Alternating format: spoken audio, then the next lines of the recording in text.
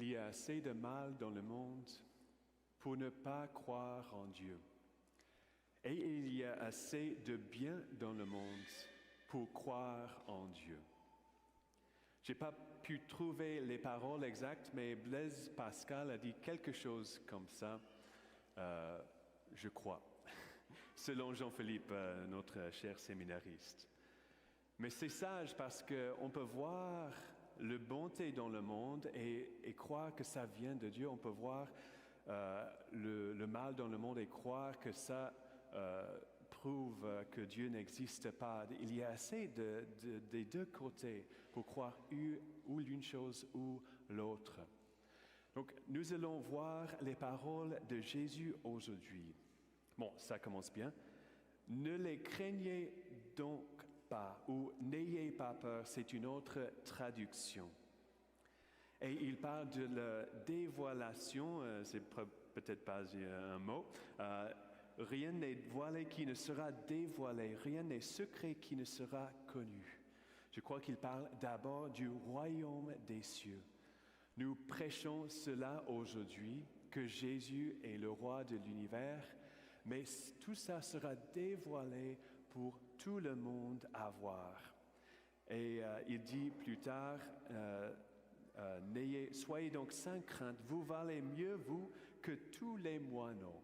Les moineaux, donc, on peut voir dans la prédication de Jésus.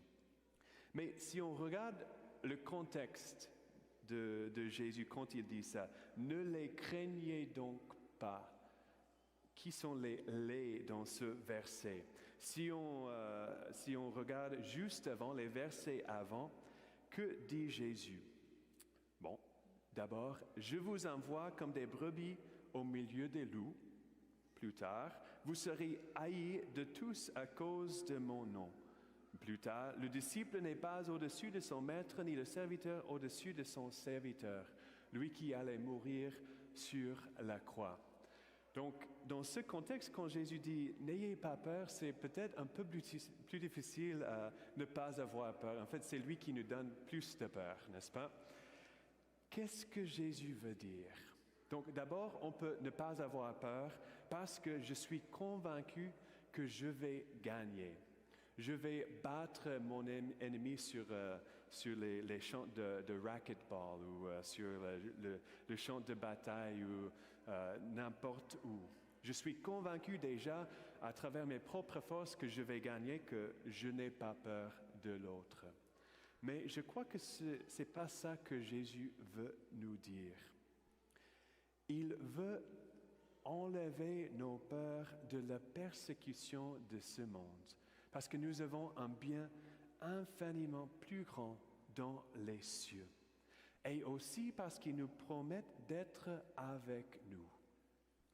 Si on voit plus tard dans l'évangile d'aujourd'hui, est-ce que l'on ne vend pas 2 moineaux pour 1 sou?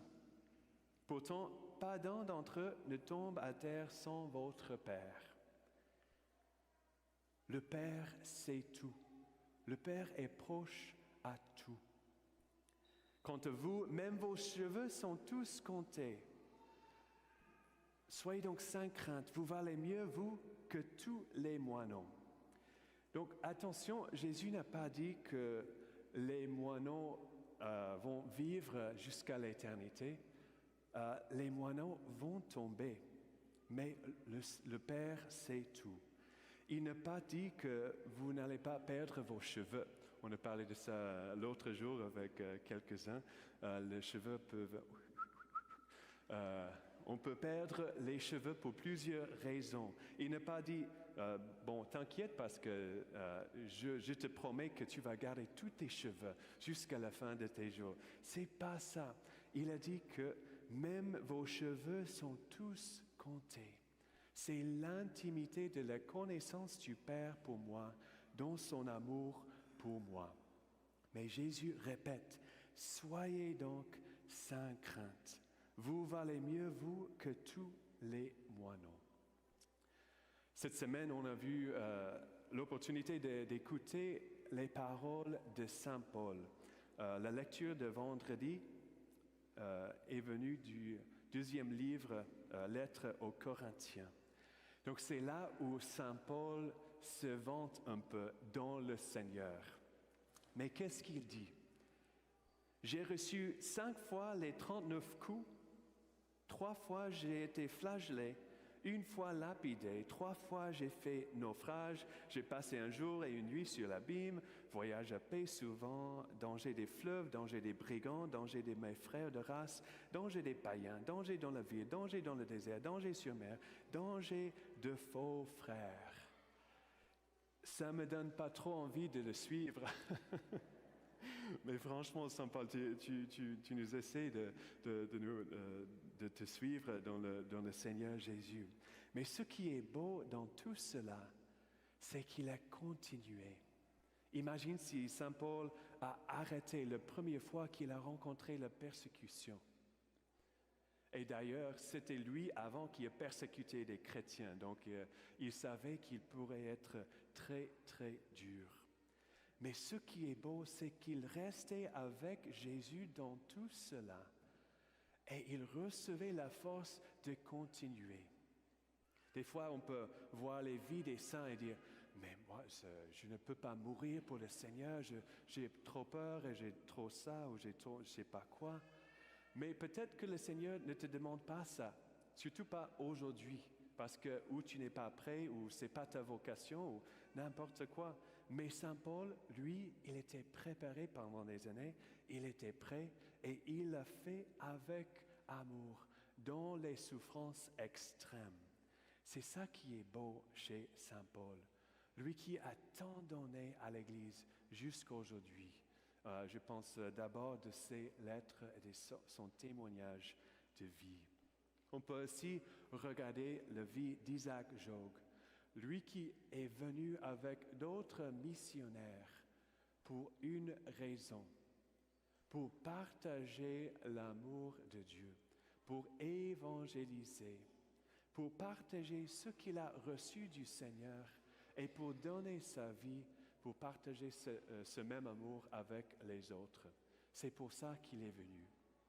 Et quand la première fois, il rencontre la persécution, et c'est subtil dans cette image, et j'ai choisi une image moins graphique, moins sévère que d'autres images, mais on voit qu'il n'a pas tous ses doigts là, parce qu'il a perdu au moins les parties de ses doigts où ils étaient mordus ou coupés, ou j'ai oublié l'histoire un peu, mais il a perdu ses doigts, et pour lui c'était très grave, parce qu'à l'époque, pour célébrer la messe, il fallait avoir les 2 doigts pour toucher l'hostie. Donc, il a été sauvé de son captivité par quelques frères chrétiens, non catholiques, mais quelques frères chrétiens qui l'ont aidé à échapper sa captivité. Il est allé à Rome pour demander l'autorisation du pape pour pouvoir célébrer la messe avec les autres doigts. Je suis heureux que ce règle a changé un peu depuis. Mais qu'est-ce qu'il a fait après? Vous savez la plupart. Il est revenu ici. Il est revenu pour proclamer la bonne nouvelle de nouveau. Ce n'est pas nécessaire de demander les persécutions. Ce n'est pas nécessaire de chercher le martyre. Il s'agit simplement de recevoir l'amour que le Seigneur me donne aujourd'hui, dans la prière, dans la charité fraternelle, dans la vie quotidienne.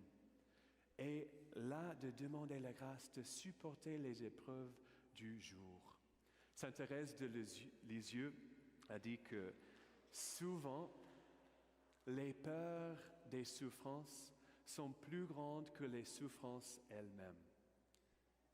Et c'est vrai quand on pense de ça. Souvent, les peurs des souffrances sont plus grandes que les souffrances elles-mêmes. Elle dit aussi que des fois, le découragement vient parce que je pense trop du futur ou trop du passé et pas assez du moment présent. Thérèse nous aide à avancer dans la voie de l'amour, de la sainteté, même si les persécutions sont possibles. Je sais que dans une société où Dieu et Jésus et l'Église ne sont pas toujours aimés ou appréciés, Des fois pour les bonnes raisons, des fois pour les mauvaises raisons. Comme Père Martin prêchait hier à Saint-Michel de Bellechasse, on a fêté la grande fête nationale, la Saint-Jean. Il a dit qu'à cause de quelques mauvaises choses, on a jeté le bébé avec l'eau du bain. Et en fait, on a jeté le bébé qui était Jésus avec l'eau de bain dans notre société, souvent. Mais pour retrouver l'amour qui a été donné, c'est ça qui nous invite à faire. Donc nous avons besoin non seulement de la grâce de Dieu, c'est sûr, dans la prière, mais aussi le soutien les uns les autres, ici à la messe et dans nos groupes, dans nos fraternités, dans nos partages au bistrot du curé, dans toutes les choses pour se soutenir les uns les autres. J'ai partagé récemment que quand les 3 prêtres, nous sommes allés au L'Île aux Coudres la semaine dernière, on a vu une personne qui vendait des billets pour les moulins à l'eau et moulins à vent. Et elle avait une petite croix. Et Père Benoît a dit, « Ah, mais c'est une jolie croix. » Et elle a dit, « Oui, Jésus, il est mon rocher, il est mon tout. » J'ai trouvé ça tellement beau. Et ne pas chercher la persécution, mais en fait, elle a reçu des compliments et le soutien fraternel parce qu'elle a porté cette petite croix qui était si jolie. Je peux partager 1000 exemples de ma propre vie où je me suis dit, « Ah mince, j'avais une opportunité pour évangéliser. J'avais une opportunité pour inviter telle ou telle personne à la messe ou à un événement dans l'église. Ou j'avais une opportunité de partager une partie de mon témoignage. Mais j'ai oublié ou j'ai pas pensé de ça ou j'avais trop peur. Mais je ne raconte pas les histoires aujourd'hui, il y en a trop. Donc je vais raconter les autres histoires. Quand j'avais décidé d'entrer au séminaire, j'avais 17 ans et j'avais peur de partager ça avec mes amis. J'étais dans une école publique et j'avais peur des réactions de mes amis, mais j'étais tellement étonné quand j'ai partagé ça avec eux. Ils ont dit, « Ah, mais c'est cool, quand tu es pape, on va jouer la batterie au Vatican, ce serait chouette. » Donc, ma peur était pas du tout fondée dans la réalité. C'était une peur vide. Ils étaient sympas avec moi, ils m'acceptaient, même avec ma foi, des fois un peu trop, je sais pas quoi. Il y a plein d'exemples comme ça où j'avais peur avant, mais après, j'ai senti que, en fait, c'était pas aussi grave que ça. Une autre fois qui était plus dure, j'avais une décision très difficile à faire il y a quelques années. Et j'avais consulté quelques amis proches pour demander que peux-je faire? Est-ce que je peux faire ça ou pas ça ou pas ça? Donc ça pesait beaucoup dans mon esprit et sur mon cœur. Qu'est-ce que je peux faire? Qu'est-ce que je dois faire selon Jésus? Et j'étais dans beaucoup de peur et dans beaucoup de détresse. Et finalement, quand j'ai fait la décision, j'étais étonné parce que j'étais moins soutenu que je croyais. Même les personnes que je me suis dit, bon, sûrement ils vont me soutenir, me supporter avec ça. Même eux, ils ne me soutenaient pas. Ils étaient contre ma décision, mais j'étais clair que c'était la seule décision possible. Juste une ou deux personnes qui savaient ce que j'ai dû faire. Mais malgré ça, malgré le manque de soutien fraternel, j'étais tellement dans la paix parce que j'étais sûr qu'il faut faire ça et je le ferai avec autant de tendresse et miséricorde que je peux, mais c'était une décision tellement pas populaire. Mais j'étais dans la paix parce que je savais, le Seigneur me demande de faire ça et je suis dans la volonté du Père et tout va bien. C'est juste un petit encouragement aujourd'hui avec les paroles du Seigneur Jésus. Lui qui est allé devant nous, lui qui était persécuté avant nous, lui aussi qui avait peur de la mort dans le jardin de Gethsémani. Peur de la mort jusqu'au sang qui coulait de son visage. Mais lui, il a choisi la volonté du Père. Il a choisi la mort dans l'amour. Il a choisi l'évangélisation. Souvent, nos peurs sont beaucoup plus grandes que les souffrances qui vont venir après. Je prie pour vous tous qui vont rester ici au Québec pour évangéliser dans cette culture, pour partager l'amour du cœur de Jésus et pour se soutenir les uns les autres. Ainsi soit-il.